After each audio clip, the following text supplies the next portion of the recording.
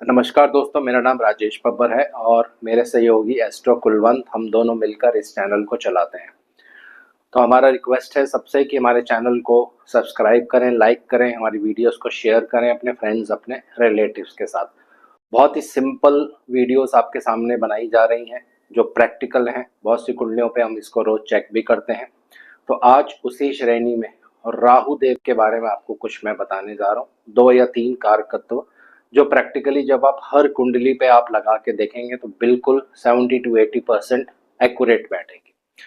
तो वीडियो आरंभ करने से पहले भगवान गणेश जी और भगवान शनिदेव से आराधना करूंगा सबके घर में सुख और शांति बनाए रखें। तो आइए वीडियो आरंभ करते हैं, ज़्यादा समय आपका नहीं लेंगे।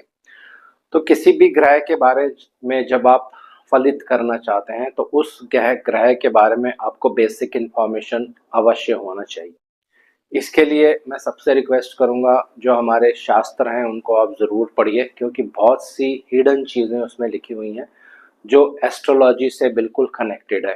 तो इसीलिए आज राहु देव के बारे में मैं आपको कुछ बता रहा हूँ जो बिल्कुल एक गाथा है उससे कनेक्टेड है। वहीं से राहु देव की 3 या 4 क्वालिटीज आपको पता चलेंगी। तो जिस समय समुद्र मंथन हुआ था सबको पता है, और अमृत जो है वो निकाला गया था, और ये डिसाइड हुआ, ये तय हुआ कि पहले देवताओं को अमृत पान करवाया जाएगा, उसके बाद राक्षसों को अमृत पान करवाया जाएगा। तो भगवान विष्णु मोहिनी रूप धारण करके राक्षसों को भ्रमित करने लगे। तो यहाँ से एक एस्ट्रोलॉजिकल प्रेडिक्शन क्या निकलता है कि भगवान विष्णु बुध देव को इंडिकेट करते हैं, जो स्त्री का भी रूप ले सकते हैं, पुरुष का भी रूप ले सकते हैं। दूसरा, राहु देव। सब राक्षसों में राहु देव ही एक ऐसे राक्षस थे जिन्होंने अपने प्रेजेंस ऑफ माइंड से, अपनी रिसर्च से ये अचानक से देख लिया कि जो अमृत पान देवताओं को कराया जा रहा है वो अमृत कुछ ही समय में समाप्त हो जाएगा और राक्षसों के साथ छल किया जा रहा है। तो इंस्टेंट डिसीजन उन्होंने लिया। इसीलिए राहु को कहते हैं कि बहुत जल्दी से ये डिसीजन लेते हैं और अपना फैसला तुरंत करते हैं, बहुत अच्छी प्लानिंग करते हैं। रूप बदला, देवताओं में जाके शामिल हो गए, अमृत का पान कर लिया। तो इससे राहु देव की आपको 3 क्वालिटीज यहाँ पे पता चल गई। पहला, तेज दिमाग, शातिर दिमाग, प्रेजेंस ऑफ माइंड, जल्दी से डिसीजन लेना और चीज़ों को प्लान करना और उसको एग्जीक्यूट करना, और जो दिखेगा वो सच नहीं होगा। तो इसीलिए रूप बदला, थे राक्षस लेकिन देवताओं में चले गए, तो जो दिख रहा है वो है नहीं है।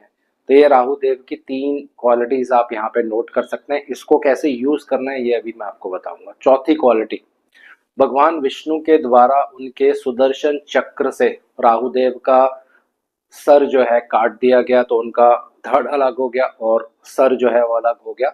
तो इसलिए एक भगवान के द्वारा जब आपका संहार किया जाता है तो इसका मतलब बहुत बड़ा एक वो इवेंट है। तो इसीलिए राहु देव कुछ बड़ा देते हैं लाइफ में। प्रॉब्लम देंगे तो बहुत बड़ी देंगे, पैसा देंगे तो आपको करोड़पति अरबपति बना सकते हैं। अगर आपको कोई भी चीज़ देंगे तो उसका विस्तार जो होता है, उसका आकार जो होता है बहुत बड़ा होता है। तो ये 4 चीज़ें यहाँ पे आप नोट कर लीजिए। अब इसको यूज़ कैसे करना है ज्योतिष में, इसके बारे में अब चर्चा करेंगे। तो पहली चीज़, जिनके भी लगन में राहु देव होंगे, इर्रिस्पेक्टिव कोई भी राशि हो सकती है, राशि अभी इसमें नहीं ले रहे हैं क्योंकि अगर राशि में जाएंगे तो फिर वीडियो जो है बहुत लंबी हो जाएगी।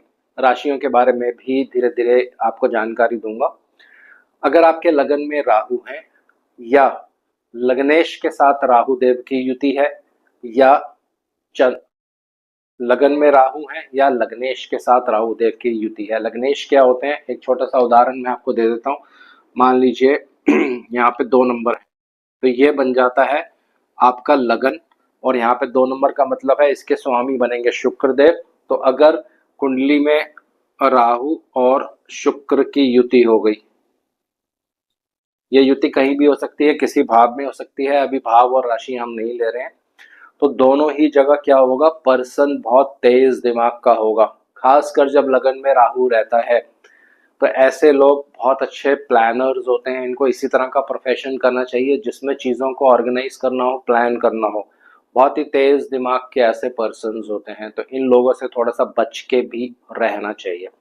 क्योंकि राहु जैसे मैंने आपको पहले बताया बहुत ही एक क्लेवर प्लैनेट है और बहुत तेज इसका दिमाग होता है। तो जिनके भी लगन में राहु होगा ये इफेक्ट आपको देखने को मिलेगा। अगर 7th हाउस में भी राहु होगा तो ये लगन पर अपनी दृष्टि डालने वाले हैं, तब भी यही रिजल्ट आपको देखने को मिलता है दोस्तों। तो ये पहली क्वालिटी होगी राहु देव की। अब लगन में जब राहु होंगे तो आपको एक बड़ी सोच देते हैं, यानी आप हमेशा जीवन में एक ऐसा प्लान करोगे कि जीवन में कुछ बड़ा करना है। और अगर आपको प्लैनेट सपोर्ट करते हैं, दूसरे प्लैनेट्स अच्छी पोजीशन पे होंगे, आपके नवमेश यानी भाग्य के स्वामी अच्छे पोजीशन पे होंगे, 10th लॉर्ड अच्छी पोजीशन पे होंगे, तो 100% फिर जो आप सोचते हो जीवन में कुछ बड़ा अचीव कर लेते हो। लेकिन नॉर्मली जब लगन में राहु रहते हैं तो ऐसे लोगों की प्लानिंग जो होती है बहुत बड़ी होती है। और खासकर आप देखेंगे क्योंकि राहु देव शनि देव के को लॉर्ड हैं, तो शनि देव जो हैं और रात में बहुत एक्टिव होते हैं। संध्या के समय में जब अंधेरा होता है वहाँ शनि देव बहुत एक्टिव होते हैं। तो ज्यादातर ऐसे लोग जिनके लगन में राहु देव होंगे आप नोटिस कर सकते हैं बहुत कुंडलियों में, रात को सोने से पहले ये लोग बहुत प्लानिंग करते हैं, इसीलिए इनको मास्टर प्लानर्स कहा जाता है। बहुत अच्छी प्लानिंग ये लोग करते हैं। तो ये बेसिक क्वालिटी होगी राहु देव की। अब बात करते हैं राहु देव का गोचर।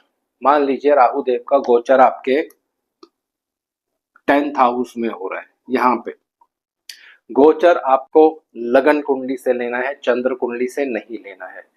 अगर आपके 10वें भाव में गोचर हो रहा है राहु देव का और आपकी अंतरदशा भी राहु की चल रही है, तो ऐसे समय में व्यक्ति क्या करेगा, क्योंकि 10th हाउस प्रोफेशन है, जो काम आप कर रहे हो या जॉब आप कर रहे हो, तो जॉब छोड़ने की आप चेष्टा करोगे और आपके मन में ये प्लानिंग आएगी आप कुछ बड़ा कर लेते हैं, बहुत बड़ी एक अच्छी जॉब मिल जाएगी, सैलरी भी बहुत हो जाएगी।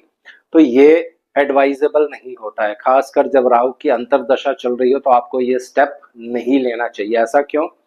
क्योंकि राहु की क्वालिटी है जो आपको दिखेगा वो होगा नहीं। तो इसका मतलब जब तक राहु की अंतरदशा चलेगी आपको रिलैक्स रहना चाहिए, उसी जगह पे स्टेबल रहना चाहिए। ये राहु देव की दूसरी प्रेडिक्शन हो गई जो मैंने आपको बताई। अब राहु देव की तीसरी प्रेडिक्शन, उदाहरण के लिए एक और भाव ले लेते हैं। किसी के राहु देव अगर 2nd हाउस में है, यहाँ पे अगर किसी के राहु देव दूसरे भाव में गोचर कर रहे हैं और आपको राहु देव की अंतरदशा चल रही है, तो फिर जैसे मैंने आपको बताया राहु देव कुछ बड़ा देते हैं। तो फैमिली में कोई बड़ी इवेंट हो जाएगी, पॉजिटिव नेगेटिव ये डिपेंड करेगा राहु देव किसकी राशि में है, उसके लॉर्ड कहाँ पे है, वो सारा यहाँ पे नहीं ले रहे हैं। सिर्फ बेसिक ज्योतिष में आपको यहाँ पे बता रहा हूँ। या आपके पास अचानक इस पीरियड में पैसा आ जाएगा। जैसे ही राहु देव की अंतरदशा शुरू हुई तब तो पैसा नहीं आया, लेकिन जैसे ही राहु देव का गोचर चेंज हुआ और 2nd हाउस में आ गए तो उस पीरियड में फिर आपके पास अपार धन संपदा आ जाएगी। डिपेंड करेगा 2nd लॉर्ड कहाँ पे है और शुक्र कहाँ पे है, वो सारी चीजें आपको देखनी पड़ेंगी। लेकिन ये एक बेसिक प्रिडिक्शन है, ये बिल्कुल होती ही होती है। आपके पास ऐसा जरूर आएगा, चाहे वो आप कर्ज लेके लो, चाहे लोन लेके लो, या अपनी ज्वेलरी गिरवी रख के लो। ज्यादातर 2nd हाउस में जब राहु रहते हैं तो लोगों की ज्वेलरी गिरवी रखी जाती है। बहुत सी कुंडलियों पे आप इसको टेस्ट कर सकते हो, 100% ये टेस्टेड टेक्निक है दोस्तों।